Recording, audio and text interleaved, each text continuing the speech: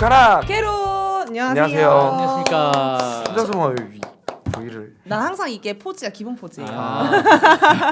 오늘은 뭘 하나요? 네, 오늘은 북한의 네. 기업 운영에 대해서 한번. 기업. 어려운 주제야. 네, 머리 아플 아주. 것 같아. 자, 기업 운영이면은 네. 그래도 뭐 문과예요. 이과는 아니에요. 경영학. 네, 경영학입니다. 네. 근데 기업이 있나? 삼성 같은 건가요? 북한에서는 기업소라고 부릅니다. 기업이라고 안 하고. 왜죠? 그건 뭐 저도 아, 모르겠어요. 네. 이름은 그냥 달라요. 네네네, 알겠습니다.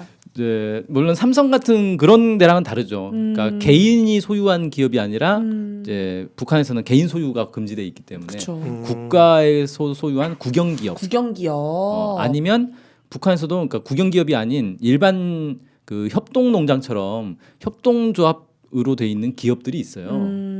그래서 보통 이제 대규모 아주 거대한 이렇게 공장 단지라든지 이런 것들은 이제 대부분 국영기업이고 이제 소규모 무슨 신발 공장 이런 작은 것들 이런 것들은 이제 그냥 협동적 기업 이렇게 돼 있는 거죠. 그런 차이는 있습니다. 네, 그럼 일단 뭐 시작은 퀴즈로 나가 보겠습니다. 알겠습니다. 네. 자, 북한에서는 기업의 최고 경영 책임자를 뭐라고 부를까요? 우리나라는 CEO. 네, 우리나라는 뭐 CEO, 사장, 대표이사, 뭐 이사장 다양하게 부르죠. 네. 회장도 있죠. 네. 센터인가? 명예회장. 그러면 CEO가 센터 뭐 그런 모르겠어요. 거예요? 치프 아니에요? 치프? 그런가? 그렇죠. 장이 치프라고 하니까 네. 그렇죠. 네, 저는 동무. 동무. 사장 동무. 어렵게 생각할 필요 없이 와. 있는 그대로 야. 최고 경영 책임자. 와, 그냥 그대로. 저는 그냥 책임자 동지, 책임자 동무 이렇게 얘기할 것 같아요. 네. 네. 정답은 지배인입니다. 아, 진짜요? 네. 약간 지배인. 호텔 지배인 그런 느낌이네. 그런 느낌이죠. 그러니까 우리는 보통 이제 뭐 식당 지배인, 호텔 지배인 이 정도밖에 안 쓰잖아요. 지배인이라는 표현 자체를. 네, 맞아요. 북한에서는 그냥 기업소의 책임자를 다 지배인이라고 불러요. 그럼 지배인 동무, 지배인 동지 이래요? 네, 그렇죠. 그렇구나. 네. 북한은 님자 안 쓰나요? 님. 님 쓰긴 쓰죠. 만약 그 병원이나 이런 데서 막 의사 선생님이라고 부르나? 제가 북한에 환자 부를 병원을 안 때뭐 가봐서. 이름 부르면서 막 예를 들어 저희는 뭐 동백동지 막 그렇게 하진 않잖아요. 네, 북한에서 근데 님이라는 말을 그렇게 자주 쓰진 않는 것 같아요. 보통은 이제 동무라고 이제 많이 쓰고, 그러니까 북한에서 이제 동지라는 표현이 있고 동무라는 표현이 있는데 달라요? 다르죠. 그러니까 일반적으로 일상적으로 쓰는 말은 이제 동무고 이렇게 뭐 당 관료라든지 친구. 이렇게 뭐 당 비서라든지 이런 뭐 행정 관료라든지 이런 사람들은 이제 좀 그러니까 어떤 직책을 가지고 실제 이렇게 집행하는 사람들. 일을 하는 사람들은 이제 동지라는 표현을 많이 쓰긴 하더라고요. 그렇구나. 근데 님이라는 표현, 그러니까 뭐 지배인님 이런 식으로 안 불러요. 지배인 동무 뭐 이렇게 부르지. 그런 게 있습니다. 시도 잘 안 쓰나요? 문경환 씨. 북한에서 시라는 말 들어본 적이 없는데. 그러네요. 손님 부를 때 손님 부를 때 그때도 동무로 글쎄요, 손님 뭐라고 부를까? 병원에서 접수할 때 근데 우리가 좀 착각하고 있는 게 문경환 선생님이 다 한다고 생각하면 안 될 것 같아. 북에 가본 적이 없어요, 사실. 정말 가고 싶다. 진짜. 궁금한데. 금강산도 안 가봤어요, 제가. 알겠습니다. 네. 이제 기업 운영에 대해서 이제 한 번씩 좀 살펴보자면 원래 이제 기업 운영이 초기에 해방 직후에 노동자들이 자치위원회를 꾸렸어요. 네, 그렇죠. 그러니까 해방 직후에 일본 애들이 싹 다 빠졌어요. 그러니까 일본 애들이 다 기업을 가지고 있었는데 일본 애들이 빠지니까 텅텅 빈 거예요. 네. 거기 일하던 사람들은 다 조선인이었죠. 이런 사람들이 나가 보니까 뭐 책임자, 기술자 이런 사람 다 도망가고 없어요. 야, 이거 어떡하지? 공장을 그래도 가동은 해야 되니까 자치위원회를 꾸리자 해가지고 거기 노동자들이 스스로 이제 자치위원회를 꾸려서 이걸 운영을 하게 된 거죠. 그러면서 이 자치위원회 위원장을 뽑는데 이 사람을 지배인이라고 부른 거예요. 그러니까 일종의 이제 노동자들끼리 모여서 회사를 만들어서 거기서 자기 대표를 뽑아서 사장을 세운 그런 꼴인 거죠. 이걸 우리나라에서도 뭐라고 부르는데 아무튼 그런 이제 그런 형태가 된 거죠. 보통은 자본을 가지고 있는 사람들이 그 회사를 만들어서 고용하는 체계인데 그쵸. 여긴 북한 좀 다르게 했었군요. 그때는. 네. 그렇게 이제 됐고 그런 이제 이 지배인이 사실상 기업을 경영을 한단 말이에요. 우리가 이제 사장이 회사 경영하듯이 그렇게 해서 이걸 지배인 유일 관리자라고 이제 불러요. 지배인이 모든 걸 이제 다 결정하고 판단하고 그러니까 그러다가 이게 어떤 장점이 있냐면 초기에는 사실 이 뭐 기업을 경영해 본 사람도 없고 그다음에 뭐 관리 능력도 없고 있고 뭐 이런 이제 어려운 상황이기 때문에 이건 사람들끼리 모여가지고 뭔가 이렇게 해볼까 저렇게 해볼까 하다가는 갈피를 못 잡는 거예요. 그러니까 쉽게 그렇죠. 말해서 사공이 맞는 배가 산으로 간다고. 이럴 때는 그냥 한 사람이 책임지고 그냥 가자. 이렇게 가자, 저렇게 가자. 어. 안 되면 그냥 물러나면 되고. 네네네. 그렇게 해서 이런 이제 생산 능력이 낮고 관리 역량이 부족한 상황에서는 이런 형태가 이제 더 적합하다 이렇게 이제 얘기를 하더라고요. 네. 그러다가 1960년대가 되면서 상황이 이제 바뀌어요. 북한이 이제 50년대 막 그 천리마 운동 뭐 이런 거 해가지고 쫙 그 생산 능력이 발전하니까 아 이제 이 기업 운영 체제도 바꿔야 되지 않겠느냐 이런 이제 얘기가 나오는데 이게 결정적으로 1961년도에 어떤 일이 있었냐면 그 남포시 대안구역에 대한전기공장이라고 있었어요. 네. 이 전기공장에 김일성 주석이 방문을 합니다. 네. 방문해서 딱 보니까 이제 기업이 어떤 식으로 운영되는지 한번 쭉 본 거예요. 보니까 아 지배인 유일 관리자라고 했는데 보니까 지배인들이 약간 횡포를 부리고 있더라는 거예요. 그러니까 자기가 대장이다 이거예요. 그러니까 내 맘대로 하고 내 뜻을 따라 안 따라 넌 왜 내 말 안 따라 이런 식으로 되는 거죠. 이걸 이제 북한에서는 뭐 관료주의, 뭐 기관 본위주의, 이기주의 이런 식으로 했는데 그러니까 관료주의라는 건 아까 말한 것처럼 이제 지배인이 자기 맘대로 막 해버리고 종업원들을 자기 부하 다루듯이 하는 거고 이제 기관 본위주의나 이기주의는 뭐냐면 자기 기업만 잘 되면 된다 이거예요. 국가에 이게 도움이 되느냐 마느냐는 관심 없고 자기 기업만 잘 되면 된다. 근데 사회주의라는 건 계획 경제고 모든 기업에 국가에서 요구하는 것들이 있는데 그건 관심 없고 야 지금 트랙터가 필요하니까 트랙터 만들어야 된다. 그러니까 아 싫은데 난 트럭 만들 건데 이런 식이 돼버린다는 거죠. 그래서 이거 안 되겠다. 그래서 이 지배인이 회사 사장처럼 군림하는 이 폐해를 없애기 위해서 새로운 운영 체계를 만들자라고 해서 나온 게 대안의 사업 체계라는 게 나옵니다. 그러니까 대한 전기 공장에서 시작된 거라고 해서 대안의 사업 체계라고 이름이 붙은 거예요. 어머, 근데 약간 좀 되게 예. 감성적이다. 대한대학 청춘의 주석 막 이런 게 떠오르네요. 그렇군요. 네. 이 대한 사업 체계의 특징은 뭐냐면은 그 동안에는 지배인이 유일 관리자였는데 이제 집단 관리 체계로 바꾼 거예요. 그래서 지배인, 당 비서, 기사장, 근로단체 책임자, 노동자 대표, 기술자 대표 이렇게 해서 당위원회라는 걸 만들어서 모든 걸 당위원회에서 결정하도록 이렇게 합니다. 그러니까 우리가 그 삼성 같은데도 뭐 간부 회의 하듯이 네. 그렇게를 좀 바꾼 거군요. 유일 지배인 그게 아니고. 네, 그러니까 뭐 그 삼성 회장이 혼자 알아서 다 하는 게 아니라. 네, 그렇죠. 근데 이제 좀 특이한 게 뭐냐면은 간부 회의에 노조 대표가 들어오는 거예요. 오 마이 갓. 청년 대표도 들어오고. 그런 식인 거죠. 그 협상 테이블 노조 싸움할 때 협상 테이블 만들듯이 그렇게 그냥 회의를 하는 거군요. 네, 일반적인 경영 회의에 노동자 대표, 청년 동맹 책임자도 들어와요. 근데 왜 공장 운영에 당이 개입을 해요? 당. 이게 사회주의 국가의 특성이에요. 그러니까 북한뿐만 아니라 사회주의 국가들은 다 원래 그렇게 하는데 당이 사회 전체를 다 지도한다 이렇게 돼 있단 말이에요. 그러니까 당에서 우리는 당은 뭡니까? 권력을 잡으면 이 정부가 알아서 이제 국가를 이렇게 이끌어 나가는 거잖아요. 근데 그게 아니고 북한은 당이 사회 전체를 다 그냥 이끌어 나가는 거기 때문에 당에서 공장 하나, 농장 하나하나까지 다 이 당 책임자들이 들어가 있습니다. 거기에 다 당원들이 있는 거예요.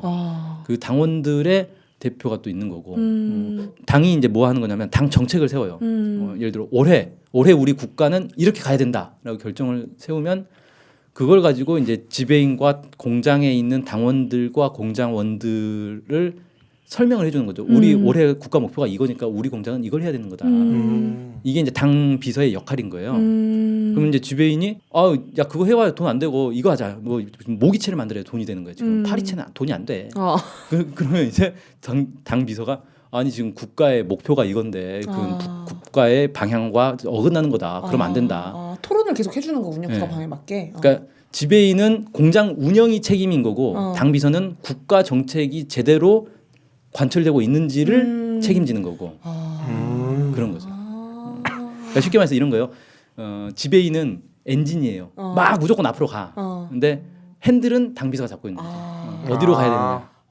뷰 아주 좋았습니다. 좋네요. 그리고 이제 기사장은 열심히 이제 기계 고장 났는데 고치고 있고 그런 겁니다.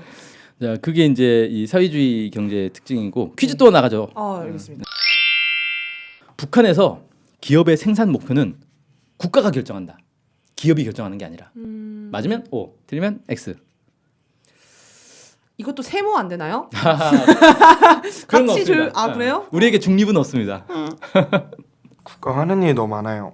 이것만큼은 쇼 보는 거야? 좀 봐야죠. 네, O와 X. 네. 야, 저는 어쨌든 당 뭐 세모가 없다고 하니까 네. 당에서 어쨌든간 주도를 해주는 그런 관철시키기 위해 주도를 해주는 게 있기 때문에 국가에서 결정하는 제시하는 게 있을 것 같아요. 아니 그래서 오다. X는 너무 하는 일 많다. 그것도 있고 자율성 어느 정도는 자율성. 네네네. 그렇군요. 네. 뭐 벌써 지우고 그래요? 아니, 답도 안 나왔는데 벌써 미리 지워버리네. 틀렸나요? 틀렸습니다. 와 정답 오군요. 네, 옵니다. 와. 국가에서 결정을 합니다. 네. 근데 이 과정을 좀 잘 봐야 되는데 세 개의 숫자가 나와요. 네. 예비 숫자, 통제 숫자, 계획 숫자라는 게 나옵니다. 그래서 보통 빠르면 7월부터 네. 다음 해 목표에 대해서 토론이 들어가요. 아 그러니까 2017년 7월부터 2018년에 얘기할 거 목표를 그때부터 계획이 들어갑니다. 네네네. 그래서 예비 숫자라는 건 그 기업소에서 야 우리 내년에 파리채 몇 개 만들까? 이거를 작성을 하는 거예요. 그렇게 해서 이거를 국가에 올리면 국가계획위원회에서 이걸 받습니다. 그럼 전 기업들의 목표들을 쭉 받아가지고 네. 그러면 올해 우리나라에 파리채는 몇 개, 모기채는 몇 개 이런 식으로 쭉 나오겠죠. 그러면 아니야 근데 지금 우리 뭐 인구가 몇 명 늘어났고 뭐 아열대성 기후로 변해가지고 파리가 더 늘어났고 그래서 파리채가 더 많이 필요한데 그러면 각 기업소에 아니야 너네 이것보다 더 만들어야 돼. 너네 모기채 만들지 말고 파리채 만들어. 뭐 이런 식으로 계획을 수정을 해주는 거예요. 그게 통제 숫자입니다. 네. 그렇게 해서 결정이 돼서 내려가면 그걸 가지고 계획 숫자라는 걸 또 만들어야 돼요. 기업소에서는. 그 계획 숫자는 뭐냐면 내려온 그 목표를 어떻게 집행할 것이냐에 대한 구체적인 계획을 세우는 거예요. 계획을 세우다 보면 방법이 나오는데 방법이 안 나올 수도 있잖아요. 네. 야 아무리 쥐어짜도 파리채는 안 돼 우리는 모기채밖에 안 돼. 그러면 이제 그걸 가지고 국가계획위원회하고 다시 또 토론을 하는 거예요. 그래서 7월부터 하는구나. 네. 이게 자꾸 이제 올라갔다 내려갔다 하는 거니까 소통이 잘 되나요? 이게 벌써 몇십 년째 이렇게 해오고 있기 때문에 지금 시스템은 잘 갖춰져 있을 것이다 이렇게 볼 수 있습니다. 그래서 뭐 약간 그 북한 선전구호 같은 거 보면은 계획 숫자 뭐 초과 달성하자, 예. 뭐 200% 초과 달성, 300% 초과 뭐 이런 얘기가 그쵸. 그거에서 네. 나온 얘기거든요. 네. 그래서 이거를 어떻게 그 방법을 막 찾아내가지고 그걸 해내면 막 초과 달성하는 거고 그거 아니고 그냥 평상시 하든지 하다가 안 되면 이제 미달되는 거고. 그럼 미달되면 어디 끌려가나요? 끌려갈 데가 없어요. 약간 선배님이 짜증내셨어. 그만 좀. 네. 근데 이제 이 과정이 숫자 예비 숫자라든지 뭐 계획 숫자라든지 이런 거 하려면 이걸 옛날에는 지배인이 알아서 다 했던 것을 이제는 당 위원회에서 집체적으로 토론을 해서 예를 들면 이런 거죠. 기사장이 기술적인 문제를 책임지고 있으니까 이게 기술적으로 말이 되는 숫자냐. 그러면 이 사람이 해명을 해줘야 돼요. 이렇게 하면 된다. 그 다음에 거기 노동자 대표도 오니까 와 이건 노동자들 그럼 쥐어 짜라는 건데 어떡하냐. 그래서 또 답을 찾아내야 되는 거예요. 그러면 우리 어떻게 합시다. 뭐 이렇게 해서 이걸 이제 숫자를 다 그 안에서 토론을 해서 만들어 나가는 거죠. 알겠습니다. 그렇게 하고 근데 당 위원회가 이제 숫자가 좀 많단 말이에요. 네. 최소 막 7, 8명, 막 9명 이렇게 되니까 이걸 상시적으로 모여서 하기가 어렵잖아요. 네. 그래서 이제 북한에서 강조하는 게 이 중에서 가장 핵심이 되는 사람은 지배인, 당비서, 기사장 3명이다. 그래서 이 3명만 잘하면 된다. 3명의 삼위일체를 되게 강조를 많이 합니다. 북한에 이제 기업을 대상으로 한 뭐 소설이나 영화 같은 게 많이 있는데 대부분 내용이 이 3명이 어떻게 의기투합을 잘하느냐가 핵심 내용이에요. 대부분. 이 3명이 잘하면 잘 나가는 기업이 되는 거고 3명이 맨날 티격태격하면은 그 기업은 맨날 이제 목표랑 못 채우는 그런 기업이 되는 그러는 거죠. 그 다음에 이제 또 하나 특이한 점은 기업이 후방 공급도 책임을 지도록 돼 있는데 후방 공급이요? 예, 후방이라는 게 뭐냐? 네. 이제 전쟁에서 전방 있고 후방 있잖아요. 네네네. 북한에서는 좀 전쟁 용어를 많이 써요 일상생활에서. 그래 막 전투다 이런 얘기 많이 하잖아요. 그렇죠. 모내기 전투. 맞아. 사실 전시체제라고 하니까. 네. 그래서 이제 기업에서 후방이라고 얘기하면 뭐냐면은 우리로 치면 이제 직원 복지를 얘기하는 거예요. 복지. 그래서 예를 들어 그러니까 북한은 그 배급 체제잖아요. 네. 그러면 예를 들어 쌀을 배급한다. 근데 기업에서 쌀을 만드는 건 아니고 농촌에서 어차피 받아와야 되니까 협동농장에서 쌀을 받아와야 되는데 가만히 있으면 알아서 누가 갖다 주는 게 아니란 말이에요. 기업에서 알아서 협동농장 가가지고 어떻게 싸게 살 것이냐, 뭐 어느 협동농장 가서 살 것이냐 이런 것들을 다 기업이 알아서 해야 되는 거예요. 네네네. 그래서 부지배인 중에 후방을 책임지는 부지배인이 반드시 있어요. 그래서 이 사람은 그런 직원 복지만 신경 쓰는 사람이에요. 그래서 어떻게 하면 어디서 뭐 하나 더 구해다가 이렇게 막 직원들한테 나눠줄까 이것만 신경 쓰는 사람이 따로 있어요. 따뜻한 사람이네요. 이 사람이 이제 일을 잘하면 직원 복지가 좋아지는 거고 이 사람이 일을 건성으로 하면 아주 이제 삭막한 회사가 되는 거죠. 그 다음에 이제 이 대한의 사업 체계 자체가 60년에 나왔으니까 벌써 몇 년이 지났어요? 한참 시간이 지났잖아요. 거의 50년 넘게 시간이 지났는데 그러면서 이제 좀 변화가 있어요. 그래서 특히 21세기 들어서 변화가 많이 시작됐는데 그때가 이제 90년대 막 경제 어렵고 고난의 행군 하다가 2000년대 들어서 경제를 어떻게 이렇게 세울 거냐라고 해서 여러 가지 경제 조치들이 만들어지는데 뭐 대표적인 게 2002년에 있었던 7일 사회주의 경제관리 개선 조치라는 게 있었고요. 2012년에 12일 사회주의 기업관리 책임제 뭐 이런 이제 대표적인 경제 정책들이 있는데 이런 걸 통해서 이 기업 운영이나 경제 체질이나 이런 것들이 많이 바뀐다 그래요. 그런데 대한의 사업 체계는 여전히 유지가 되고 있다. 이렇게 얘기를 합니다. 근데 남쪽의 많은 전문가들이 사실 대한의 사업 체계는 이미 옛날 얘기가 됐다라고 얘기를 해요. 근데 정작 이제 북한에서는 그런 얘기는 안 하거든요.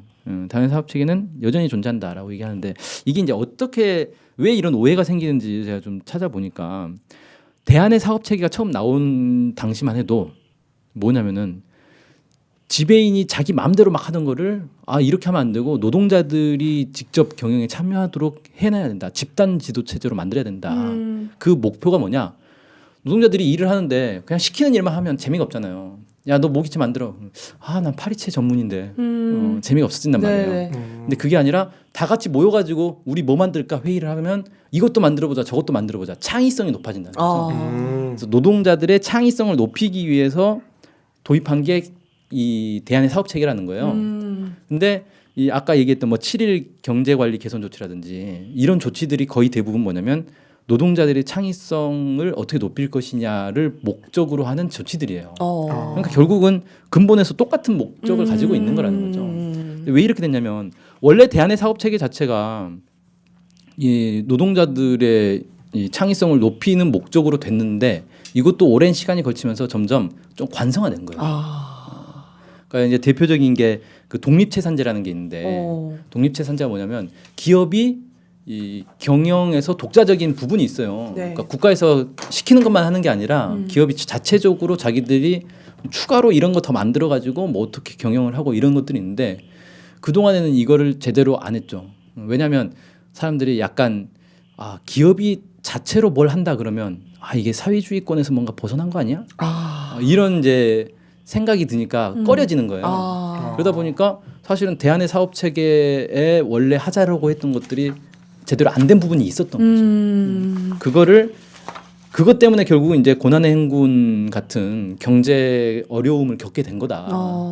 너무 이걸 그냥 그 관료적으로 좀 푼 거 아니냐, 도식적으로 푼 거 아니냐. 그래서 조치를 몇 개를 이제 취한 것들이죠. 그러니까 사실은 대한의 사업 체계를 제대로 구현하기 위해서 만든 조치들이에요. 근데 남쪽에서는 이제 그런 거에 대한 배경 지식이 없다 보니까 이제 북한도 드디어 변질됐다. 시장 개방을 한다. 이런 식으로 이제 얘기를 이제 많이 하게 되는 거죠. 그래서 독립채산제가 정확히 뭐예요? 그 의미, 명칭에 대한 의미 자체가 뜻이? 독립채산제 의미 질문을 하셨으니까 퀴즈를 내겠습니다. 이런 식으로 북한에도 실적에 따른 보너스가 있다. 노동자들에게. 영상에서 봤어요. 진짜? 이거 무슨 영상? 이게 무슨 몰라 영상이었지? 주권방송 어떤 선배님이 보여주신 영상인데. 주권방송에 원래. 이건 뭔가 함정이라는 생각 안 들죠? 왠지 독립채산제가 보너스 같아요. 뜻이. 예, 맞습니다. 야. 북한에도 성과급이 있고 심지어는 기업소에 따라서는 성과급이 본분보다 더 많은 경우도 있어요. 더 많은 정도가 아니라 10배 이상 많은 경우도 있어요. 그러니까 이건 뭐냐면 기본적으로 줘야 되는 최저임금 같은 게 있단 말이에요. 네, 그렇죠. 최저임금 주고 죽어도 그 기업의 올해 실적이 좋다. 그러면 돈이 남는 거예요. 네. 남으면 이거 어떻게 쓸 것인가에 대해서 기업에서 자체로 판단을 해요. 이걸 재투자를 해서 공장을 키우자. 아니면 뭐 원료를 더 확보를 미리 해놓자라든지 아니면 야 우리 나눠 갖자. 그래서 그걸 이제 어느 정도는 나눠 갖고 어느 정도는 재투자하고 뭐 어느 정도는 예비비로 남겨놓고 뭐 이런 것들을 결정할 거 아니에요. 네. 그래서 나눠 갖자가 한 게 이제 보너스로 나오는 거죠. 근데 뭐 많게는 이게 본봉보다 뭐 10배 이상 많은 경우들도 있고. 그러면서 이제 북한에서도 기업별로 네. 뭔가 경영을 잘하는 기업은 직원들이 돈을 많이 받는다더라. 소문이 나는 거죠. 야 우리 기업은 뭐 보너스 없는데 올해? 어딘 잘 됐어. 그러면 이제 야 거기 지배인이나 당 비서 중에 뭐 뛰어난 사람 있나 보다. 근데 이런 소문이 돌면 이제 막 그 잘 안 된 기업소에서 이제 위로 이제 지탄이 올라가는 거죠. 왜 우리는 이것밖에 못하느냐. 이렇게 이제 쉽게 말해서 경쟁이 되는 거예요. 북한 안에서. 독립채산제라는 게 원래는 이제 노동자들에게 일한 만큼 성과가 난 만큼 성과급을 주고 그 다음에 모기채를 만든다. 그러면 뭐 철사도 있어야 되고 건전지도 있어야 되고 막 이런 게 있을 거 아니에요. 뭐 이런 것들을 어떻게 수급을 할 것이냐.